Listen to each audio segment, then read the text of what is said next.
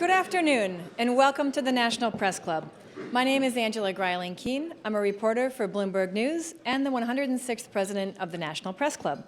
We are the world's leading professional organization for journalists, committed to our profession's future through our programming with events such as this, while fostering a free press worldwide. For more information about the National Press Club, please visit our website at www.press.org.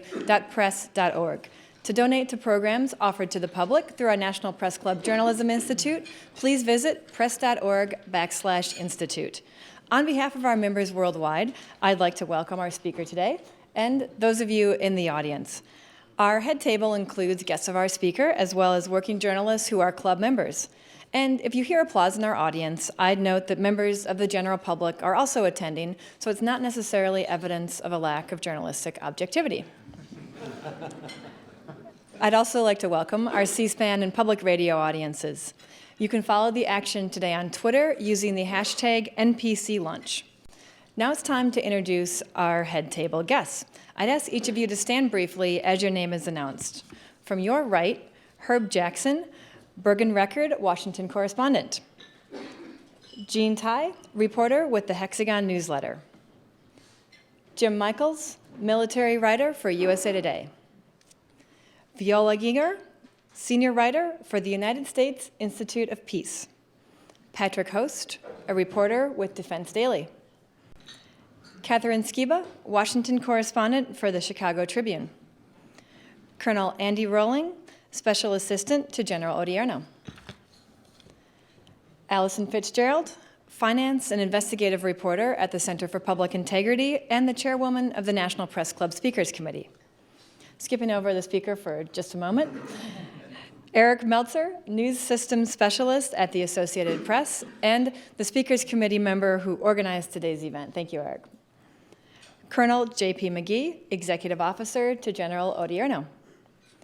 Jen Judson, editor inside the Army.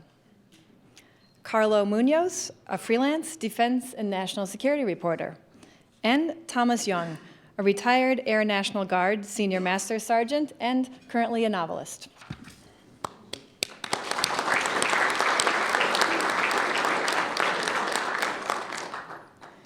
When our guest today became the U.S. Army Chief of Staff back in September of 2011, his job was none too easy, being the guiding force for U.S. soldiers in Iraq and Afghanistan.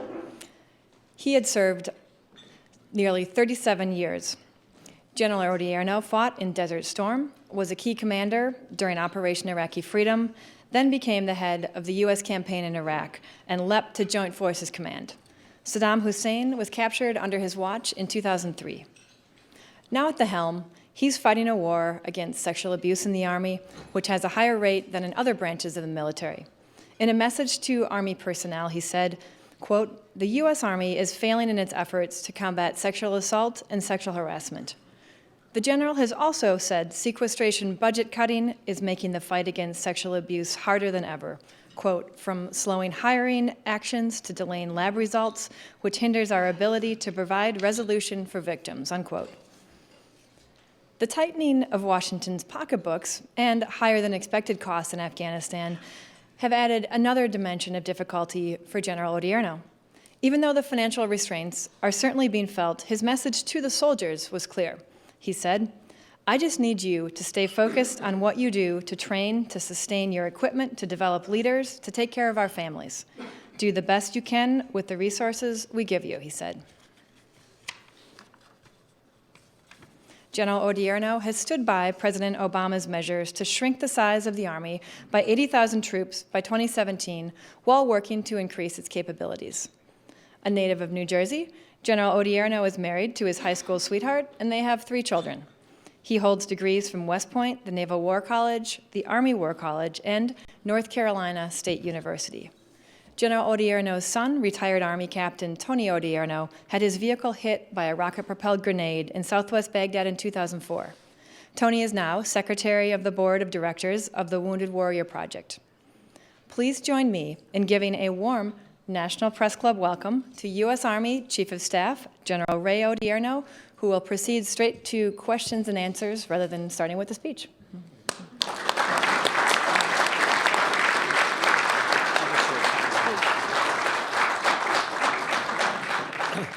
Well, thank you. It's an honor to be here. I thought it'd be better during these times of lots of news that we'd go to questions and answers. Just an initial opening comment that every day I'm extremely proud that I have the opportunity to represent the men and women of the United States Army, 1.1 million in the National Guard, U.S. Army Reserve, and the active component. Over the last 10 years, there's been over 15,000 awards of valor given out to U.S. Army soldiers.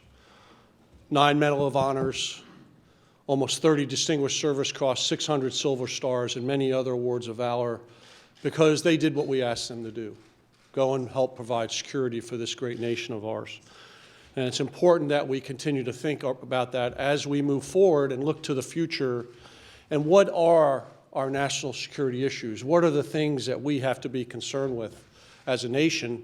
And what is the Army's role in those national security issues? So I hope we'll have a good discussion on that today. We face many challenges today, whether it be budgets and balancing our budget, reducing the debt, and what's the right level of funding for our military. We face problems, social problems, which was mentioned, such as sexual assault, sexual harassment. We are working the issues of suicide, the issues of taking care of our soldiers who have been wounded, both with physical injuries and those that are non-visible injuries. And that's something that we must stay focused on, not just today, but for the foreseeable future, because there'll be some soldiers who are impacted by this for many, many years. It's our responsibility to make sure that we continue to take care of them. So I hope we'll have an opportunity to talk about the future, talk about some of the key issues we're facing today. It's an honor for me to be here, and I look forward to the discussion. So with that, I'll turn it over for the first question. Thank you. We do have a lot of ground to cover. Let's start broadly, since we're in a new year. What would you consider the most significant change we might see in the Army in 2014, considering the new strategic environment and a shift from conflict to peace? Thank you. So there's several things that you'll see in 2014. Obviously, at the end of 2014, we'll see a change as we come out of Afghanistan. We're still waiting on the assignment of the agreement, we call the BSA, with Afghanistan, and after that we'll make a decision on do we leave residual forces in Afghanistan or not. And that decision will be made in consultation, obviously, with the Joint Chiefs and the President as we move forward, and the commanders on the ground in Afghanistan. So with that, what that says is, you know, just a few years ago, the Army had over 250,000 soldiers deployed in Iraq and Afghanistan. At the end of 2014, it'll be much less number than that. So we'll be in the process of transitioning our force. So there's a couple of things. We're rebalancing to the Asia Pacific, which is the defense strategic guidance that we developed at the beginning of 2012. But in addition to that, it is also about us staying engaged regionally. And the Army's pushing forward the concept of regionally aligned forces, where we will align our forces with the combatant commanders, whether it be in the Asia region, Africa, Middle East, Southern Command, in order to provide them the resources necessary for them to do what their job is. That's to prevent conflict, build security structures that allow us to be safe and continue to grow our economy as we move forward, allow us to help shape the environment for the future. And then, if necessary and as a last resort, be prepared to win if that's what we have to do in order to protect our own security. Those are the things and the changes you're going to begin to see in 2014, but this will be a process that occurs probably over the next 5-6 years. Looking to Iraq, with the seizures of parts of Fallujah and Ramadi, much of the work that you've done, that you've worked hard at, has been turned back in Iraq. How do you feel about our role now in Iraq as we watch what's going on over there and try to figure out what's next? So first, I would say, obviously, it's disappointing to all of us to see the deterioration of the security inside of Iraq. I spent a lot of my life over there. From 2006 into 2006 to September 2010, I was there as we continued to reduce the level of violence and the sectarian violence that was going on. I believe we left it in a place where it was capable to move forward. We've now seen it because of several political issues internal to Iraq. That security situation is now devolved into something that is, in my mind, concerning. But this is not just about Iraq. In my mind, it's something we have to be cognizant of as we look across the Middle East, what's going on in Syria, what's going on in Lebanon, what's going on inside of Iraq. And it's this sectarian potential building of sectarian conflict between Sunni and Shia, and then the exploitation of that by non-state actors such as Al-Qaeda and other organizations who will try to take advantage of this. The biggest threat to our national security is this ungoverned territory becomes areas where we have terrorist organizations that become dominant and then try to export their terrorism outside of the Middle East and into several other countries, to include the United States. So I think it's something we have to watch. I think it's something that we have to stay engaged with politically, and it's important for us to make sure people understand that we're concerned, and I think you'll see us do that as we move forward.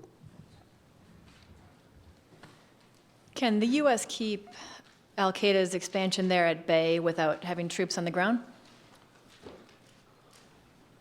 Well, we have to wait and see. We have trained security forces to do that. I think the first alternative is for the forces that are there that we have trained to execute that strategy. You know, one of the things that we did in Iraq, as well as we're doing in Afghanistan today, is train about counterinsurgency and how you fight insurgencies. And I think what we have to do is continue to work with the Iraqi army and others to ensure they understand the basic techniques of counterinsurgency.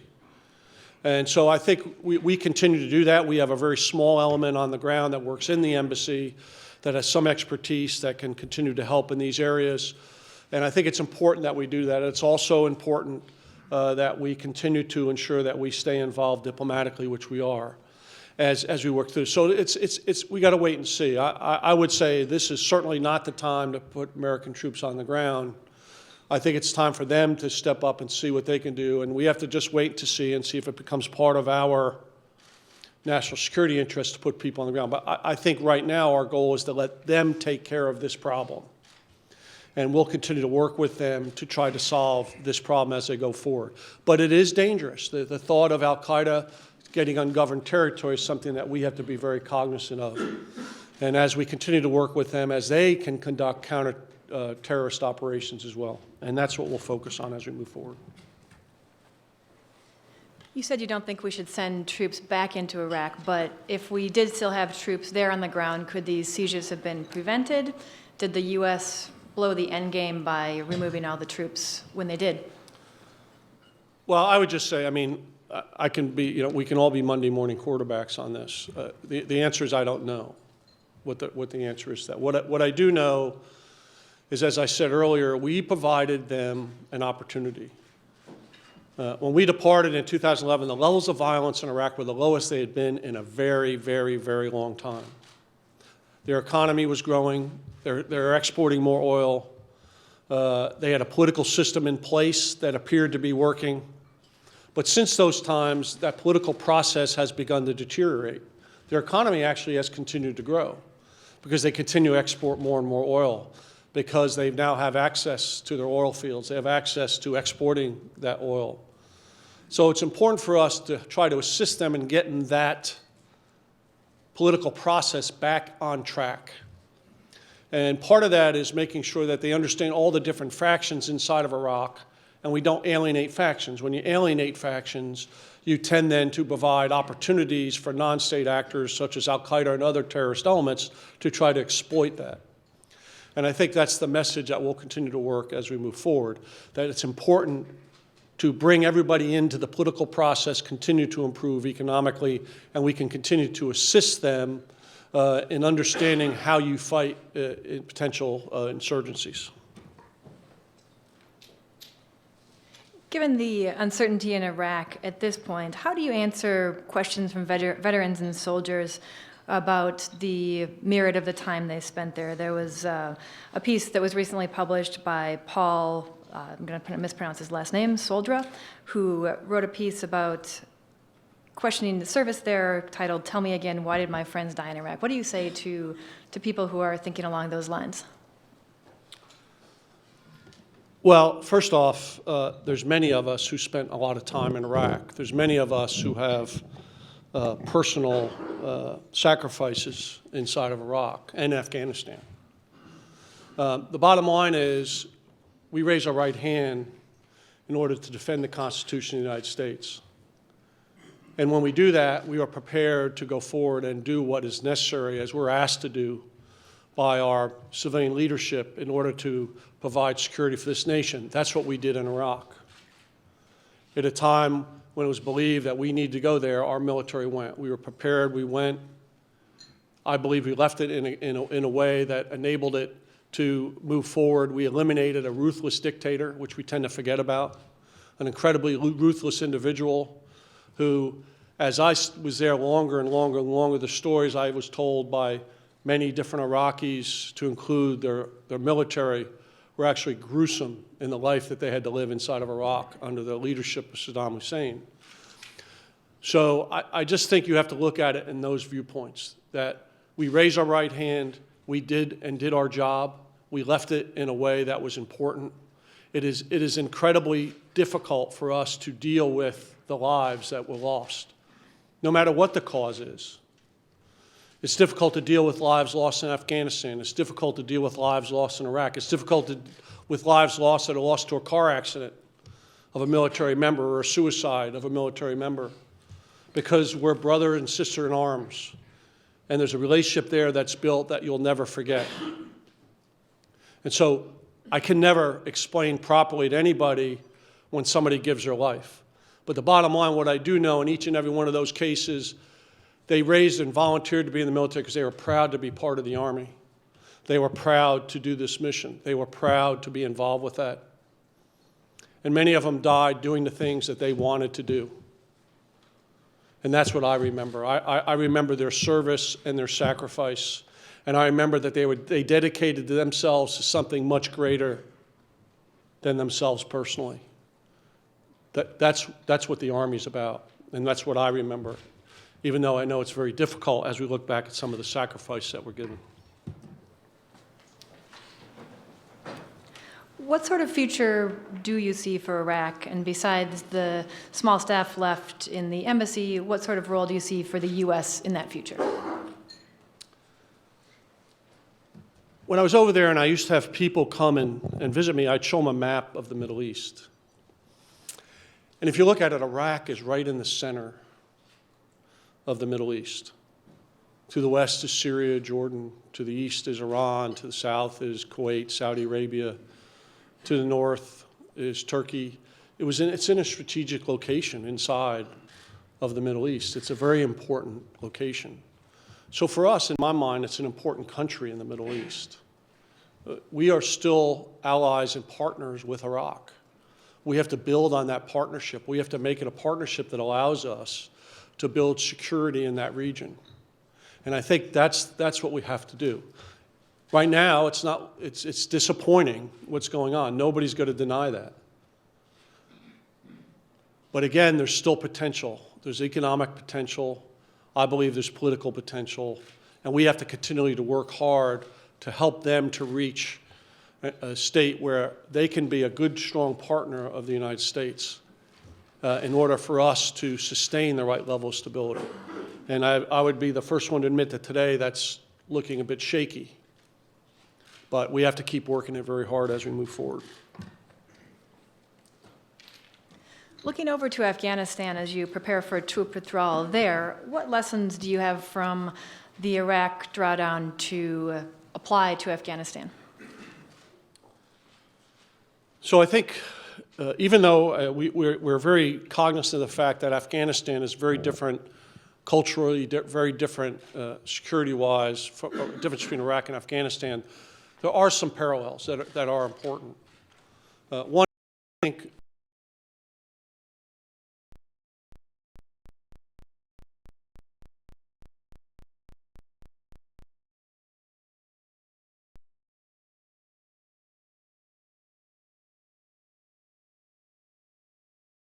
gone through a very significant fighting season with the Taliban, actually performed very, very well. They've proven that they can do it. They've proven they have the leadership to do it. The one thing that we have left to do, though, is we still have to help them in developing their institutions, because it's about sustaining this for the long term. And so we have to help them in developing the institutions that help them to sustain an army through personnel policies, through sustainment policies, through developing leaders in their institutions, because that's what makes it long-lasting. And that's what we have to focus on now. And I think that's why we're anxious, and hopefully we'll get the BSA signed, so we start talking about the residual force, which their responsibility will be, is developing the institution, is developing so it can be a long-standing success story. And I think that's important that we do that. And I'm hoping that that agreement will be signed so we're able to move forward with that. How prepared right now are Afghan security forces to operate on their own, and what hurdles stand in the way of them being successful in that? Yeah, I kind of talked to some of that. I would just say I think they're very capable. The one area where they still are not quite ready is the enablers, and what we talk about as enablers is, in some cases, aviation support, logistical support, leadership development. Those are the things that we need to help them with for the long-term sustainment of their military. What they've proven over the last 10 months is their ability to be aggressive, fight the enemy, to continue to enlist soldiers, even though they've had casualties. We're seeing a broad success in their leadership at the tactical and operational level. But really what we have to do now is, as I said earlier, build the institutions that allow them to sustain this over the long period of time. Look into the issue of sexual assault, which you mentioned in your opening remarks. What are the plans to stop future sexual assault in the Army? And should trials be taken outside of the military chain of command?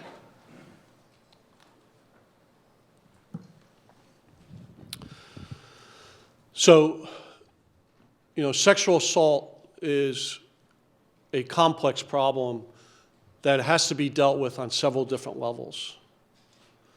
First, in my mind, there's a long-term issue of culture. It's a culture that, frankly, everybody understands it's simply not acceptable, and it will not be tolerated, whether it be in the military or anywhere else. I'm concerned about the Army, that it will not be tolerated in the Army. The best way to ensure that it's not tolerated is the chain of command's involvement in enforcing the standards and policies that we have today. That includes the Uniform Code of Military Justice. That defines how we discipline the force, how people around the world would tell you the Army, the U.S. Army, and all of the military, United States military is an incredibly disciplined force. That's one of our great strengths. Our ability to train, our ability to execute and execute complex problems. We have to put that energy towards solving this problem. By taking away a tool that I think is incredibly effective to us, which is the Uniform Code of Military Justice, is a mistake. What we need to do is hold the leaders accountable who are not using the tools we have given them, such as the Uniform Code of Military Justice, to solve this problem. Don't take the tool away.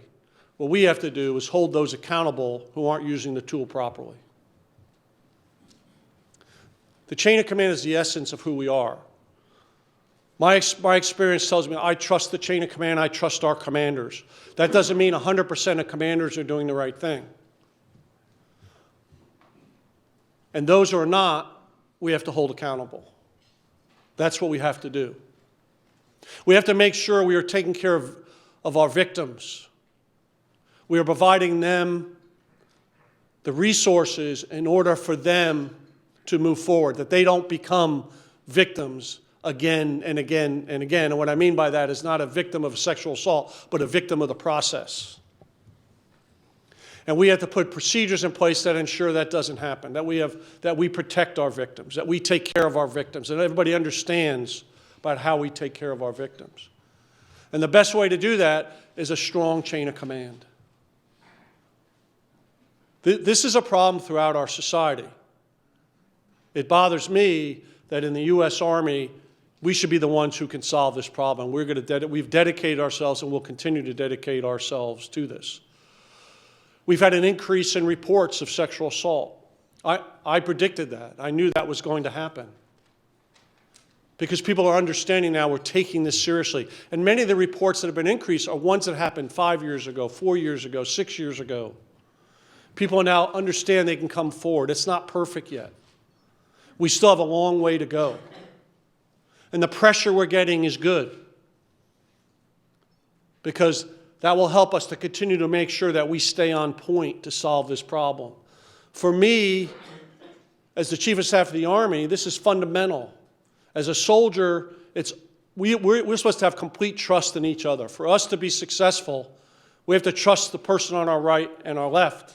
It doesn't matter if it's a male or a female. It doesn't matter the color of your skin. It doesn't matter your religion. We have to be able to trust each other. And as long as we have sexual assault, sexual harassment, that goes against the fabric of who we are. And that's the trust that we have to sustain ourselves. So we have to get after this problem, and we will continue to go after it as we move forward. It's also important because of talent. I want the best talent in the military. And in order to get the best talent, I got to create the environment that allows all of our soldiers to be able to maximize their potential. The number of females serving is growing. And we got to make sure that we create an environment that allows them to be successful, that they can maximize their potential, so we can utilize their talent, so we can continue to be successful as a military. And to me, that's critical to us as we move forward. You mentioned culture change in this area is necessary. To what extent does military culture, where women historically were not equal to men, contribute to the problem? Well, there's lots of things that contribute to the culture problem. I remind everybody that we get people from all different backgrounds. When somebody comes into the Army, we get people from different fiscal backgrounds. We get people from different family backgrounds. We get people from different religious backgrounds. We get people from different parts of the country. We get different people of wide. We represent the United States. So what's important to us is as we bring them into the Army, they have to understand what are the norms of the Army culture. And we have to make sure that they start to learn that from the day they step into the Army, that we have a different culture. And that we're going to enforce that. We're going to enforce that culture. We're not going to tolerate those who don't. We're not there. But that's what's key. And it's got to start from the time you come in till the day you leave. And it really is, in my mind, about understanding that. Because many people come from one of the things I learned when I came into the Army, I was very naive. Because I was very fortunate. When I grew up in, as was said, northern New Jersey. I had a strong family. I had a mother and father. I had uncles, aunts. I had grandfather. I had who cared about me, who made sure they nurtured me, who set me in the right path of the moral and ethical values. Not everybody comes from that background. It took me 2 or 3 years in the Army to figure that out, because I was sheltered. Many of our young men and women who come in the Army maybe has one parent, maybe has no parents, maybe comes from dysfunctional backgrounds, and we have to mold them into a force and a culture that allows them to succeed. And we have many success stories that I could talk about, that people from those backgrounds today are very successful. But we now got to make sure we do that as a culture. My guess is, and I say this all the time when I go around and talk, there's probably 10% of the Army today still believe women shouldn't even be in the Army. I want to identify them and tell them they're no longer, that's not the kind of person we need in our Army today, because that's not who our society is. That's not what our country represents. You always got to have that. But what you have to develop is a culture that doesn't tolerate that kind of an attitude. And that's what we have to work towards as we move forward. The Defense Department Sexual Assault Response Panel is holding 2 days of hearings this week. Why aren't those hearings open to the public and to the press? I don't know.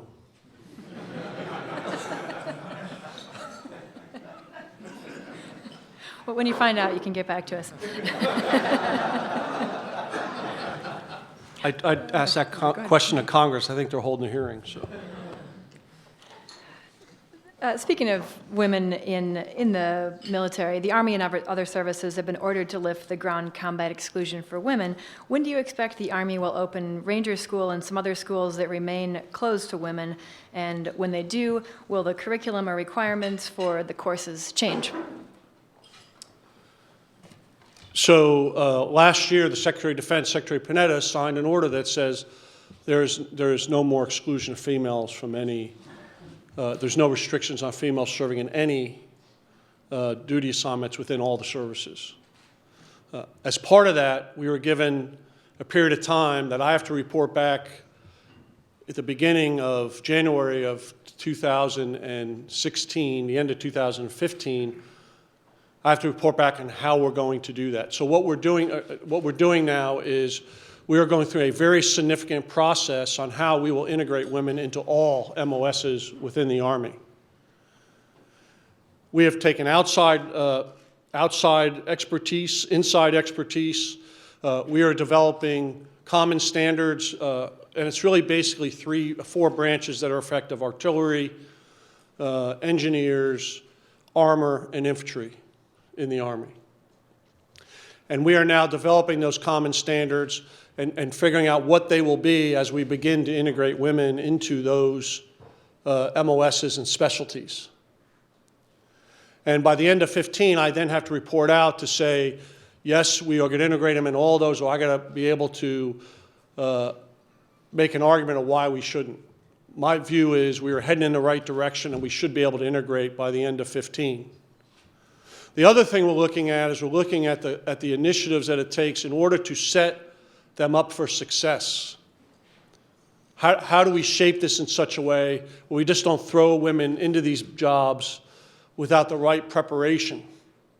And what I mean is not preparation of the individual, but preparation of having the right leaders in place, having mentors in place, having an environment that allows them to be successful. So we're doing work to study that. And as we move down this process, and as we open more positions to women, we will then review the schools that are open to women. But the one thing I will say that I've been very adamant about is we will not reduce standards.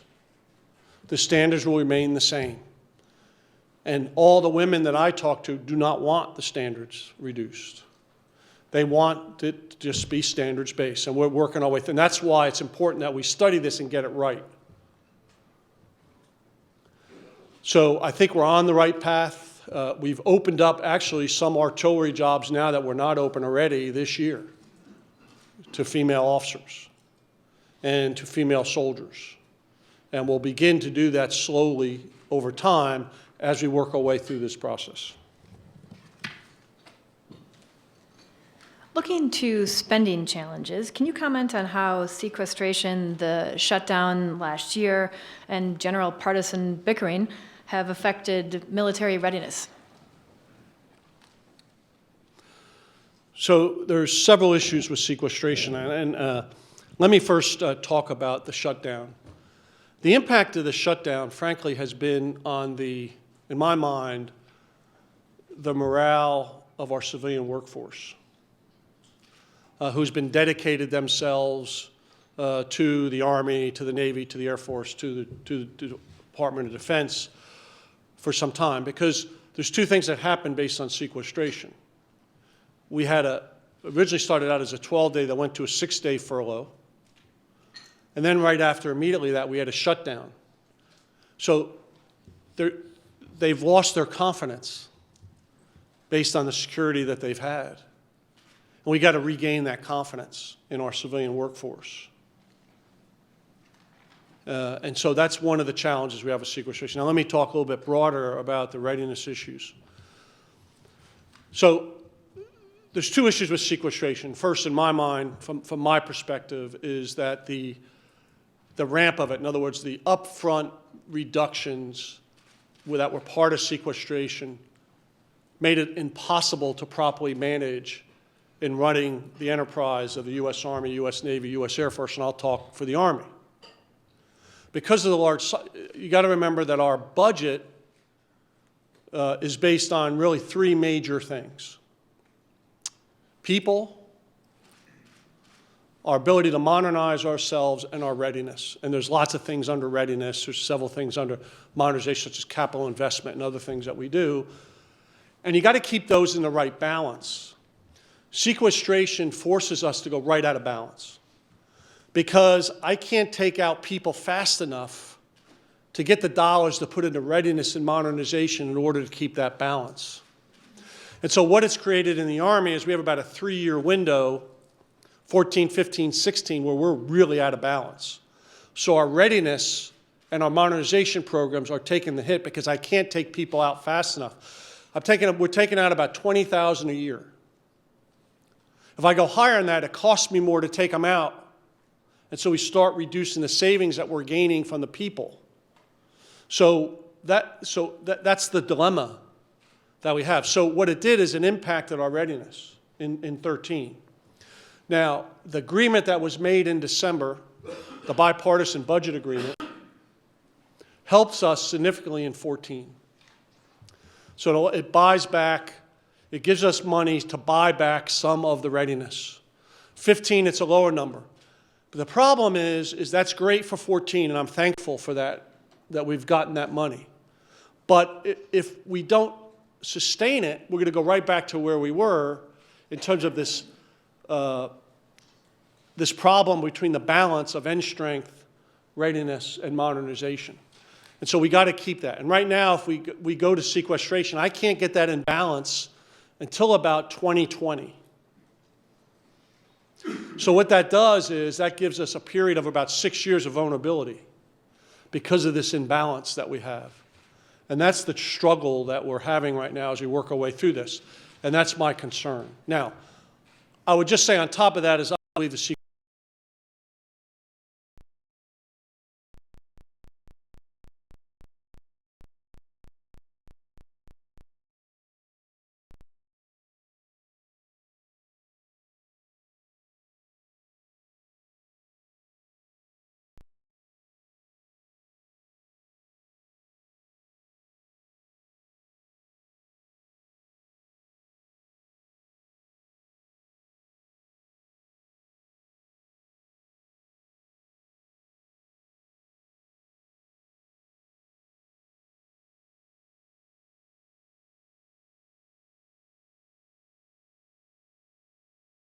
especially in the Army.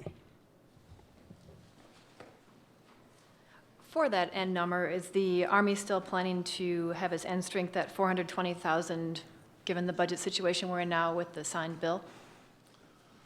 So there's no decisions made on that. We'll continue to work that.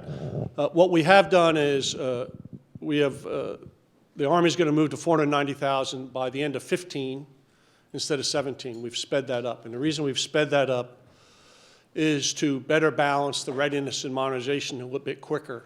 And that equals that 20,000 a year that I talked about.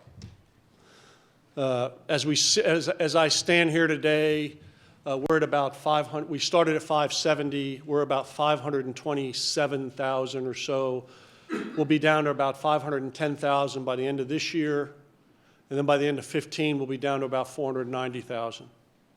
And then we'll have to make decisions on where we go from there. And we are constantly working that internal right now to the building as we look at the resources that will be made available to us. The National Guard is advocating for an expanded role, saying it can provide combat troops at a fraction of the cost of the regular Army. And of course, General Grass is our next speaker here at this podium in 2 days. What is your view of this proposal? So first is the Army for many years now is structured to be complementary. And what I mean by that is you have an active component that has a certain capability. You have a National Guard that has a certain capability. You have a U.S. Army Reserve that has a certain capability. The capabilities are not interchangeable. There's a reason why the active component is more expensive. It brings you a higher level of readiness because they're full-time. They are trained and ready to do things at a higher level because they spend every day focused on that. Our National Guard, who's done an incredible job in the last 10 years, trains 39 days a year. And that covers personnel training. And so when you're talking about integrating organizational units, it takes a bit longer. So they're not interchangeable. So to say that the National Guard's cheaper, they're going to replace the active component, it's not true. And the active component can't replace the National Guard. They bring us a capability that allows us to operate in the States. They are complementary to each other. So it's about getting the right balance between the two. In the 2000s, when we were involved with 2 wars in Iraq and Afghanistan, we increased the active component. And the percentage of it was 51% in the active, 49% in the reserves, which includes the National Guard and U.S. Army Reserve. As we get finished with our reductions, which are mostly, almost all coming out of the active component, we will go to 54% in the reserve component and 46% in the active. We think that's about the right percentage that we need to go forward and meet our national security needs. So what that means is as we go forward, and if we have to go lower than 490 in the active component, we will have to take a percentage out of the Guard and Reserve as we move forward. And we're still working on what those numbers are. But it's about keeping that right percentage, about 54% in the Reserve, about 46% in the active. And based on the analysis we've done, which is quite substantial, that gets us about the right level of active readiness. It also gives us the ability for the National Guard to respond over longer periods of time. And it also allows the National Guard to continue to be responsive within their own states. And we think that's about the right balance.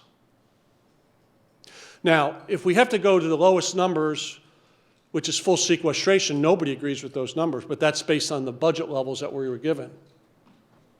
And as I mentioned earlier, I think they might be a bit too low. But we'll still work our way through that. And this will happen it's not something that happens tomorrow. This reduction will continue to happen between now through the end of this decade as we move forward. The proposed cuts to military pensions have been, of course, a lightning rod on both sides of that issue. Tell us, if you make the cuts that have been proposed to recent retirees who are not yet of retirement age, is that breaking a promise that was made to those people when they joined the military? So the issue of pay and compensation is a big issue, and it's an important issue. I'm not going to discuss specifically what was passed in the last bill, but I want to talk about pay and compensation in general terms. So the way I would describe this is that back in the late 90s and 2000s, there was a pay gap between those serving in the military and those with equivalent education levels, experience, et cetera, in our civilian sector. So everyone has worked very hard to close that gap. And I would argue, in fact, we have closed the gap. And in fact, in some cases, you could argue we've exceeded that. So it's time for us to look at pay and compensation to make sure it's in line and something that can be sustainable.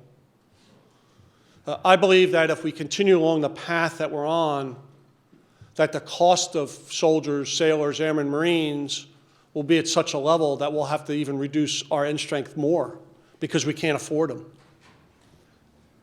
And so what we're trying to do now is do something that's reasonable. We're not cutting pay and benefits. We're trying to reduce the rate of growth of pay and benefits.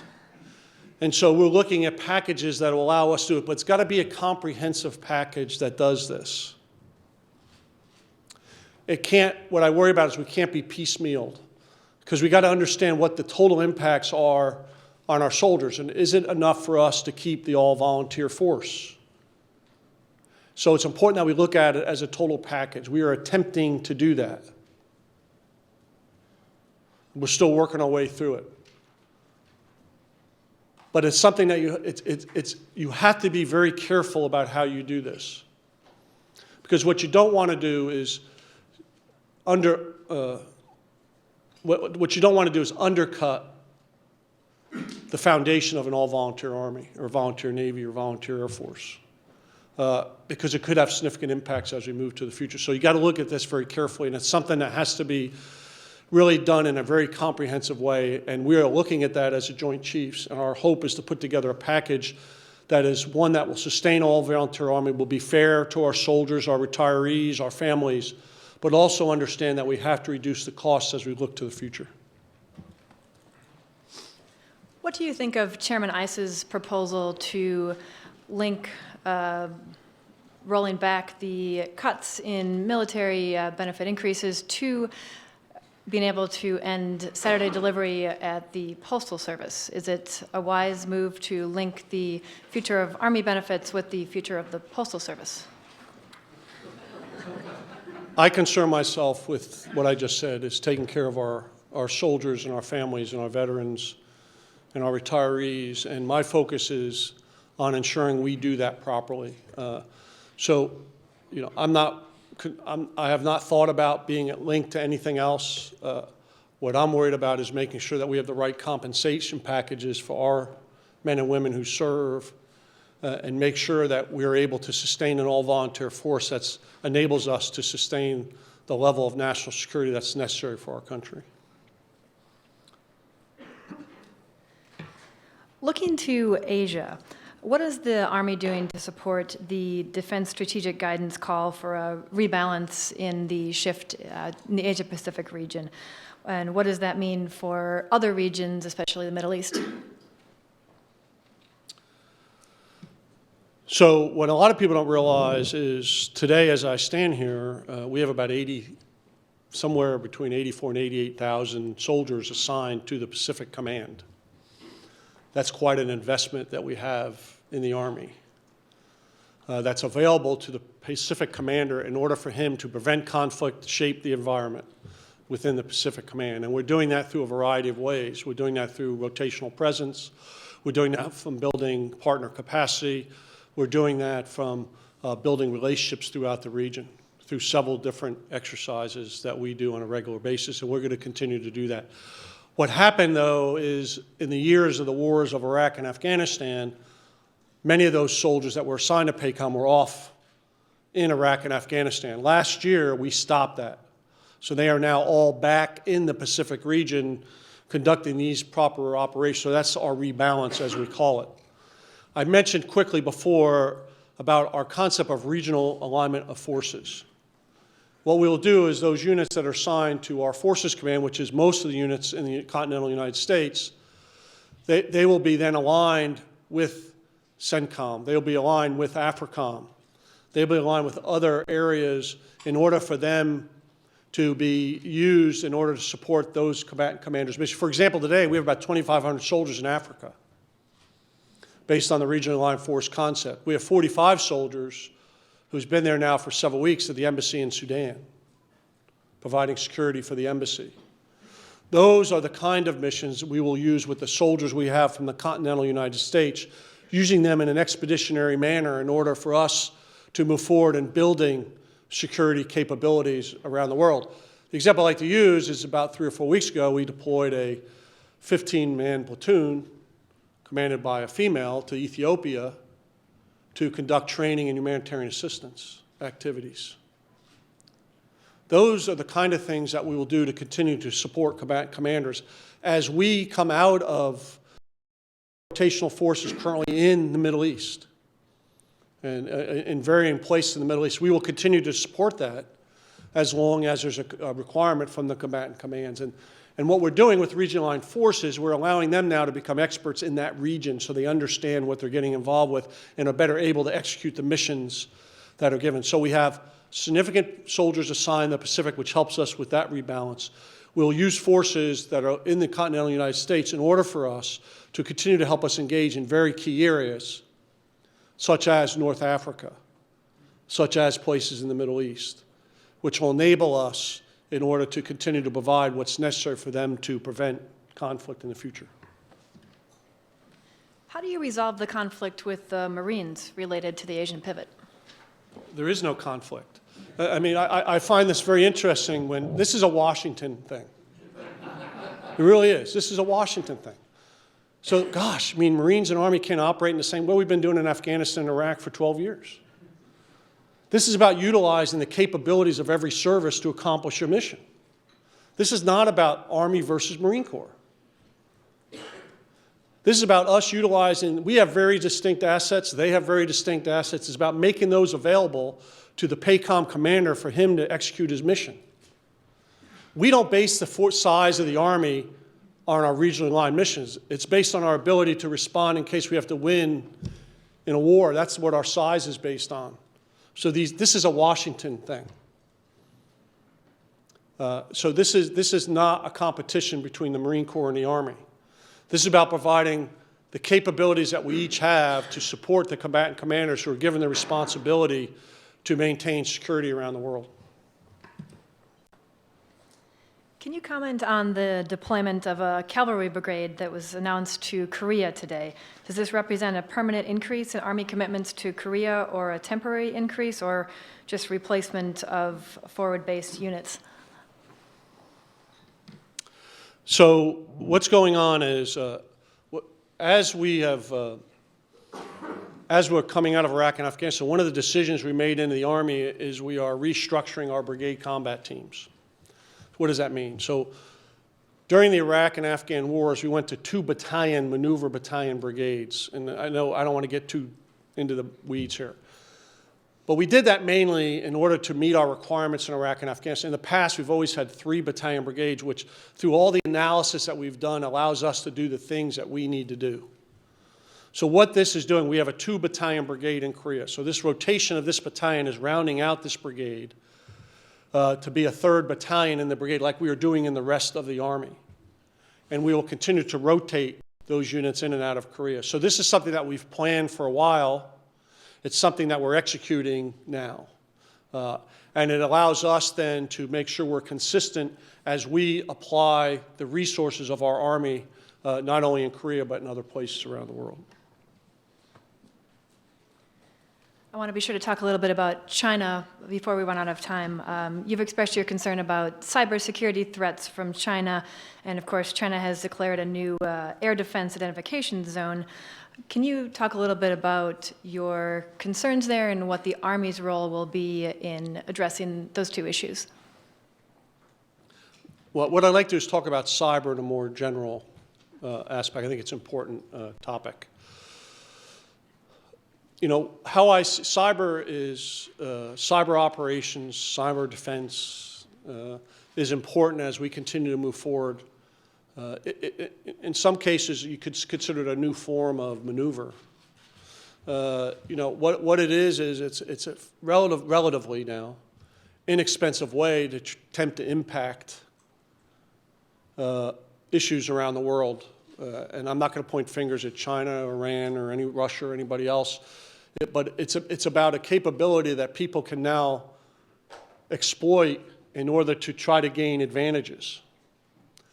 And from a military perspective, it's about how do we use that in order to, how do we understand that to protect our networks, protect our systems, and how does that impact future warfare? Because it is going to impact future warfare. And we have to understand that. From a national issue, I would just say this is about our ability to protect our financial networks, our infrastructure, and it's an important issue. And we have to recognize that this is a new form of people attempting potentially to influence what's going on in the United States. So I think it's incumbent on us to improve our capability. In the Army, we stood up an Army Cyber Command. We are reorganizing ourselves. We are going to stand up a Cyber Center of Excellence soon. And we are doing this in order to create the capabilities and expertise to deal with this. We already have some significant capability, but we are going to expand it as we move forward. But as you know, as you're watching playing out every day, there's some very important and fundamental legal and policy issues that have to be worked through as we continue to deal with this new threat.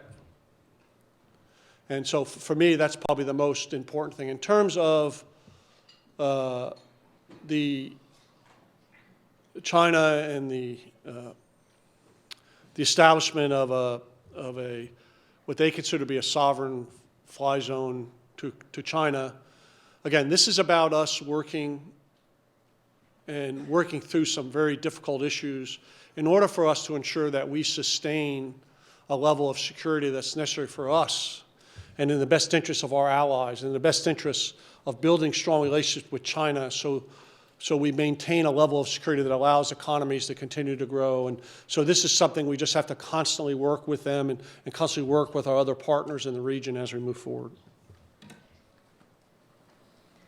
We are unfortunately almost out of time, but before asking one last question, I've got just a couple of housekeeping matters to take care of. First of all, I'd like to remind you about our upcoming speakers.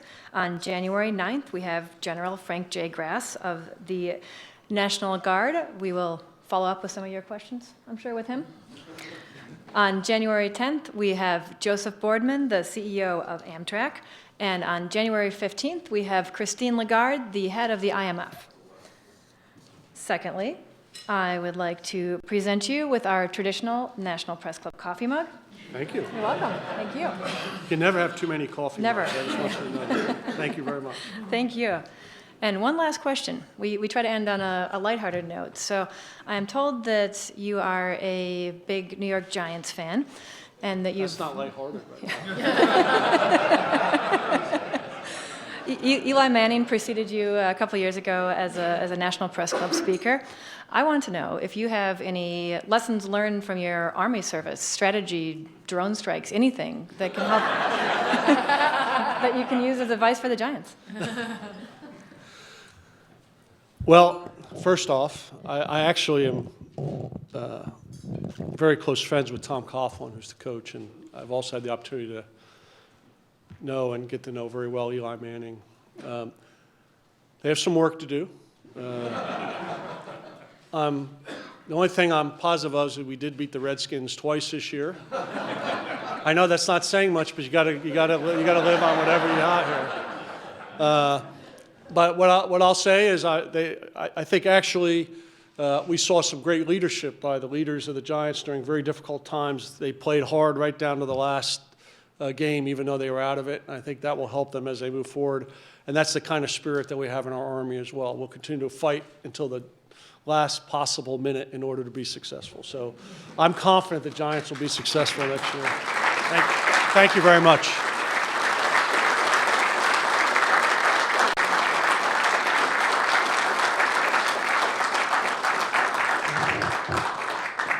Thank you, General, for coming today. I'd also like to thank our National Press Club staff, including our Journalism Institute and Broadcast Center, for helping organize today's event. Finally, here's a reminder. You can find more information about the National Press Club on our website at www.press.org. You can also find a copy of today's program on there. Thank you. We are adjourned.